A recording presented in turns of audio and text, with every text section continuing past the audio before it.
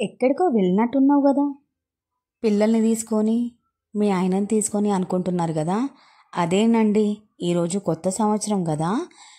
దేవుని దగ్గరికి వచ్చి మన కోరికలను చెప్పుకుంటే మనకంతా మంచి జరుగుతుందని నేనైతే మా ఆయనని మా పిల్లల్ని తీసుకొని అయితే గుడికి వచ్చాను. అయ్యో రామా, మళ్ళొక్క విషయం మర్చిపోయాను. మీ అందరికీ కొత్త సంవత్సరం శుభాకాంక్షలండి. మీ అందరికీ అంత మంచి జరగాలని ఆ దేవుణ్ణి అయితే మొక్కుతున్నాను. ఇక్కడ చూడండి ఫ్రెండ్స్, మా పాప అస్సలు ఆగుతలేదు, నా మాట వినడం లేదు. ఇక్కడ దర్శనం చేసుకుంటామంటే అప్పుడైతే పాప నా దగ్గరికి వచ్చింది. ఇక్కడ చూడండి వినాయకుడు. అదేందోనండి, పైన సంవత్సరం కూడా మేము ఇలానే కలిసి వచ్చాము. దేవునికి అయితే అన్నీ చెప్పాము. బట్ ఆ రోజు చాలామంది ఉండే, దేవుడైతే మా విషయం సరిగా వినలేదు. అందుకోసమే ఆ సంవత్సరం మాకేం మంచి జరగలేదు. కనీసం ఈ సంవత్సరం కూడా అలానే ఉంటుంది అనుకున్నాం.